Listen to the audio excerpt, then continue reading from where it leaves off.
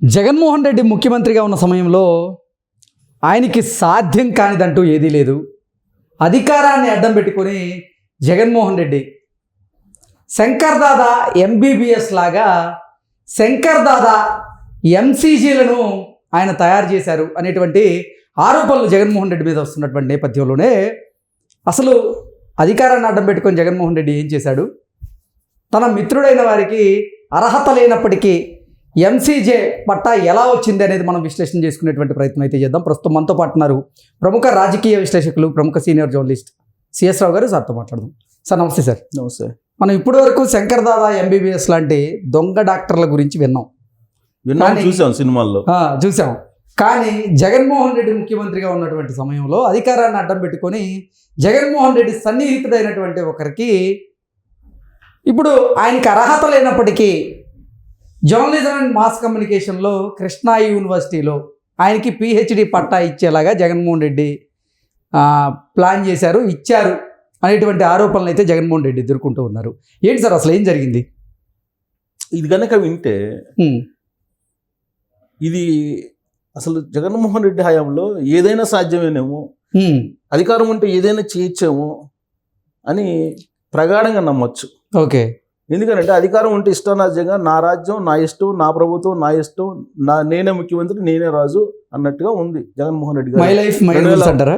అంతే 2019 నుంచి 2024 వరకు చూసుకుంటే విద్యార్థి లోకం, నిరుద్యోగ లోకం, విద్యావంతుల లోకం అందరూ ఆశ్చర్యపోయే న్యూస్ ఇది. అసలు ఒక ఎంప్లాయీ అసిస్టెంట్ ప్రొఫెసర్గా కృష్ణా యూనివర్సిటీలో, అసోసియేట్ ప్రొఫెసర్గా ఆంధ్ర యూనివర్సిటీలో ఒకేసారి ఉంటారా? కానీ జగన్మోహన్ రెడ్డి గారి హయాంలో ఉన్నారు. అది సాధ్యమైందంటారా? సాధ్యం చేశాడు జగన్మోహన్ రెడ్డి గారు. ఆయన వీసీగా ఉన్నట్టు మోజెస్ వినయ్ కుమార్ అనే అతను అసిస్టెంట్ ప్రొఫెసర్గా కృష్ణా యూనివర్సిటీలో, అసోసియేటెడ్ ప్రొఫెసర్గా ఆంధ్ర యూనివర్సిటీలో ఒకే సమయంలో ఒకే కాలంలో చేశారు. అది కూడా జగన్మోహన్ రెడ్డి గారి హయాంలో ఆయన. సో ఆయన విశ్వనాథ్ రెడ్డి అనే అతనికి పిహెచ్డి ఇచ్చారు. ఓకే. విశ్వనాథ్ రెడ్డి అనేది పిహెచ్డి ఇచ్చారు. ఆ విశ్వనాథ్ రెడ్డి అనే అతనికి పిహెచ్డి ఇచ్చే విషయంలో అది కూడా ఎంసీజేలో, ఇది జర్నలిజం అండ్ మాస్ కమ్యూనికేషన్లో కృష్ణా యూనివర్సిటీ నుంచి పిహెచ్డి ఇచ్చేశారు. అసలు కృష్ణా యూనివర్సిటీలో మాస్ కమ్యూనికేషన్ విభాగాన్ని మూసివేసిన తర్వాత 2 సంవత్సరాలకి పిహెచ్డి ఇచ్చారు. ఇదొక సాధ్యం, ఇదొక ఎంత. అదే చెప్పేది, జగన్మోహన్ రెడ్డి హయాంలో ఏదైనా సాధ్యమే. అసలు విభాగాన్నే ఎత్తేసారు కృష్ణా యూనివర్సిటీలో, మాస్ కమ్యూనికేషన్ విభాగం, జర్నలిజం అండ్ మాస్ కమ్యూనికేషన్ విభాగమే ఎత్తేసారు 2021లో. 2023లో పిహెచ్డి ఇచ్చారు. మరి థీసిస్ ఎప్పుడు సబ్మిట్ చేశారు? ఈయన థీసిస్ 23లో సబ్మిట్ చేసి 24లో పిహెచ్డి ఇచ్చారు ఇతనికి. వైవా అది కండక్ట్ చేశారు. మరి అదే సాధ్యం సార్? అంటే 2021లో అసలు ఈ విభాగాన్ని తీసేస్తే, అంటే జర్నలిజం అండ్ మాస్ కమ్యూనికేషన్ విభాగాన్ని తీసేస్తే, మరి అదే యూనివర్సిటీలో జర్నలిజం అండ్ మాస్ కమ్యూనికేషన్లో ఈయనకి పిహెచ్డి పట్టా ఎలా వచ్చింది? అంతే, జగన్మోహన్ రెడ్డి గారు అనుకుంటే ఎవరికైనా ఏదైనా వస్తుంది. శంకర్ దాదా ఎంబీబీఎస్ అదే కదా సినిమాలో చూపించింది. ఎంబీబీఎస్ సర్టిఫికేట్ అవసరం లేకుండానే వైద్యం చేశారు కదా శంకర్ దాదా ఎంబీబీఎస్, సినిమా చూసాం కదా. సేమ్ ఇది కూడా అంతే. ఓకే. జగన్మోహన్ రెడ్డి గారు అనుకుంటే అర్హత లేని వారికి ఎవరికైనా ఎవరికైనా ఏదైనా ఇచ్చేయచ్చు.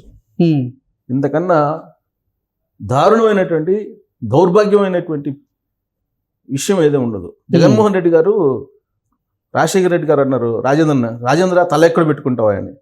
జగన్మోహన్ రెడ్డి గారు తల ఎక్కడ పెట్టుకుంటారు? అసలు ఆయన పరిపాలనలో ఒక్కొక్కటి చూస్తుంటే ఒక్కొక్కటి బయటకు వస్తుంటే ఆశ్చర్యం కలుగుతుందో పాటు ఇంత దారుణమా అనిపిస్తుంది. తలకాయ ఎక్కడ పెట్టుకుంటాడు జగన్మోహన్ రెడ్డి? 2021లో కృష్ణా యూనివర్సిటీలో జర్నలిజం అండ్ మాస్ కమ్యూనికేషన్ విభాగమే లేకపోతే 2023లో థీసిస్ ఎలా సబ్మిట్ చేస్తారండి? అతని అనుచరుడు జగన్మోహన్ రెడ్డి అనుచరుడు థీసిస్ సబ్మిట్ చేస్తారు.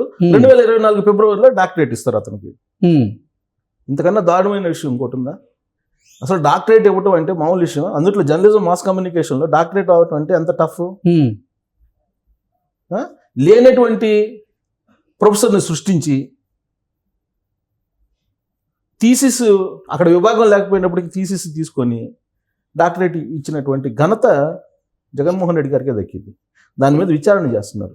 అసలు ఎందుకు జగన్మోహన్ రెడ్డి తన సహచరుడైనటువంటి అతనికి 2 చోట్ల పదవులు కట్టబెట్టాడు? అసలు ఏం జరిగింది? అసలు వీసీ ఉన్నాడు. ఇప్పుడు అసిస్టెంట్ ప్రొఫెసరు కృష్ణా యూనివర్సిటీలో, ఆంధ్ర యూనివర్సిటీలో అసోసియేట్ ప్రొఫెసర్ ఒకే వ్యక్తి చేస్తుంటే ఎలా ఒప్పుకుంటారండి వీసీలు? అంటే జగన్మోహన్ రెడ్డి అపాయింట్ చేసినటువంటి వీసీ, వాళ్ళకి కావాల్సినటువంటి వాళ్ళు పేర్లు పంపించారు. అప్పుడు గవర్నర్కి, గవర్నర్ ఆమోదిస్తాడు. ఇప్పుడు దీన్ని క్వశ్చన్ చేసాం అనుకో మనం, వీసీలతో జగన్మోహన్ రెడ్డికి ఏం సంబంధం అంటారు. అదే కదా అనేది. గవర్నర్ ఆధీనంలో కదా వాళ్ళు ఉండేది, వాళ్ళు కదా అపాయింట్ చేసేది. నువ్వు పంపిస్తే రికమెండ్ చేస్తేనే ఆయన గవర్నరు అపాయింట్ చేస్తున్నాడు కదా. ఆయనకేమి స్వతంత్రంగా వ్యవహరించే పరిస్థితి లేదు కదా ఇవాళ, వాస్తవం చెప్పుకోవాలంటే ఎవరికైనా. అంటే జగన్మోహన్ రెడ్డి గారు అపాయింట్ చేసినటువంటి ఈసీ ఉన్నాడు కాబట్టి పైన ప్రసాద్ రెడ్డి అని అతను ఇతను నవీన్ కుమార్ అనే అతనికి ఇక్కడ అసిస్టెంట్ ప్రొఫెసర్గా, అక్కడ అసోసియేట్ ప్రొఫెసర్గా చేసేటువంటి అవకాశం ఇచ్చాడు. అలాగే పిహెచ్డి జగన్మోహన్ రెడ్డి గారు అనుచరులు ఎవరైతే కార్యకర్తలు ఉన్నారో, వైఎస్ఆర్ కాంగ్రెస్ పార్టీ కార్యకర్తలు, వాళ్ళకి పిహెచ్డి ఇచ్చేసుకున్నారు. దీని వివరాలకు వెళ్తే ఎంక్వైరీ జరుగుతుంది. ఇప్పుడు ఎంక్వైరీకి వేశారు దీని మీద. దీని పూర్తి వివరాలకు వెళ్తే మాజీ వీసీగా ప్రసాద్ రెడ్డి జమానాలో జరిగింది. ప్రసాద్ రెడ్డి జమానాలో జరిగింది ఇది. యాక్చువల్గా ప్రసాద్ రెడ్డి జమానాలో జరిగింది. పిహెచ్డి అడ్డగోలుగా ఈ మోజస్ వినయ్ కుమార్ ఈయన ఏది థీసిస్ తీసుకొని పిహెచ్డి ఇచ్చింది. ఈయన అసిస్టెంట్ ప్రొఫెసర్గా కృష్ణా యూనివర్సిటీలో, అసోసియేట్ ప్రొఫెసర్గా ఆంధ్ర యూనివర్సిటీలో, జర్నలిజం కమ్యూనికేషన్ డిపార్ట్మెంట్, అక్కడ సేమ్ డిపార్ట్మెంట్. రెండు ఒకే చోట ఒకే వ్యక్తి 2 పోస్టులు నిర్వహించారు ఏకకాలంలో. ఎన్ని పోస్టులు నిర్వహిస్తారు? 2 కాదు. జగన్మోహన్ రెడ్డి గారు తలుచుకుంటే ఎన్ని పోస్టులు నిర్వహించవచ్చు. సో ఇక్కడ లబ్ధి పొందింది ఎవరు? జగన్మోహన్ రెడ్డి అనుచరుడు విశ్వనాథ్ రెడ్డి. ఈ విశ్వనాథ్ రెడ్డికి థీసిస్ సమర్పించిన 2 నెలల్లో డాక్టరేట్ ఇచ్చారు. ఇది కూడా ఘనతే జగన్మోహన్ రెడ్డికి. థీసిస్ ఇచ్చిన 2 నెలల్లో ఇవ్వడం. ఓకే, విద్యాశాఖ అధికారులు దీన్ని చూసి విస్మయం చెందారు. థీసిస్ ఇచ్చిన 2 నెలల్లో సాధారణంగా ఎవరికి రాదు డాక్టరేట్. దాని మీద మళ్ళా చాలా ఉంటుంది ప్రాసెస్. 2 నెలల్లో ఇవ్వడం, అసలు విభాగమే లేని చోట విభాగం ఉన్నట్టు చూపించడం, ప్రొఫెసర్ లేకుండానే ఉన్నట్టు చూపించడం, అసలు ఇంతకన్నా విస్మయం చెందేటువంటి అంశం ఇంకోటి ఉండదు అనుకుంటా. జగన్మోహన్ రెడ్డిని నిజంగా అసలు ఆంధ్రప్రదేశ్ ప్రజల అమ్మాయి ఎవరో ఈ మధ్య ఒక వీడియో పెట్టింది, ఆంధ్రప్రదేశ్ ప్రజలకు దండం పెట్టాలని. ఇది జగన్మోహన్ రెడ్డి గారిని ముఖ్యమంత్రి ఎన్నుకున్నందుకు, లేకపోతే క్షమిస్తున్నందుకు. తిరుపతి లడ్డు ఇష్యూ వచ్చినప్పుడు ఎవరో ఒక అమ్మాయి వీడియో పెడితే అది వైరల్ అయింది. అట్టా ఈ ఇష్యూ చూస్తే, దాని హిస్టరీ చూస్తే, వినయ్ కుమార్ ఆయన professor, doctor Vinay Kumar assistant professor Krishna university. ఆయన ఎప్పుడు ఒక పర్యవేక్షణ అయితే ఉంటుంది కదా పిహెచ్డి చేసే వాళ్ళకి. ఆ పర్యవేక్షణ ఎప్పుడు చేశారు? 16 నవంబర్ 2023 పర్యవేక్షణ చేసినట్టు ఇచ్చాడు. ఎవరికి? విశ్వనాథ్ రెడ్డికి. విశ్వనాథ్ రెడ్డి జగన్మోహన్ రెడ్డి అనుచరుడు.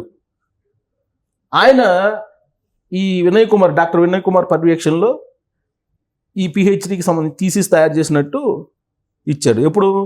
నవంబర్ 16, 2023 అప్పుడు థీసిస్ సమర్పించినట్టు ఆ డేట్ ఇచ్చారు.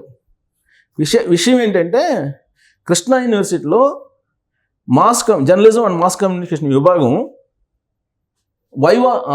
వైవా కోసం ఫిబ్రవరి 9, 2024 వైవా నిర్వహించారు. 2 నెలల్లోనే వైవా నిర్వహించి ఇమీడియట్గా ఇచ్చేశారు ఇది డాక్టరేట్. విషయం ఏంటంటే 2021 ఈ డిపార్ట్మెంట్ కంప్లీట్ మూసేసింది కృష్ణా యూనివర్సిటీ. పీజీ లేదా పిహెచ్డి కోర్సుల్లో ప్రవేశం సాధ్యం కాదు. కోర్సు క్లోజ్ చేశారు కాబట్టి, జర్నలిజం మాస్ కమ్యూనికేషన్. కానీ థీసిస్ ఎట్లా సబ్మిట్ చేస్తాడు? ఆల్రెడీ డిపార్ట్మెంట్ క్లోజ్ అయింది. ఆ డిపార్ట్మెంట్ క్లోజ్ అయిన దానికేమో అసలు లేని విభాగంలో ఈయన థీసిస్ ఎవరికి సబ్మిట్ చేసినట్టు? డాక్టర్ వినయ్ కుమార్ చేశాడు.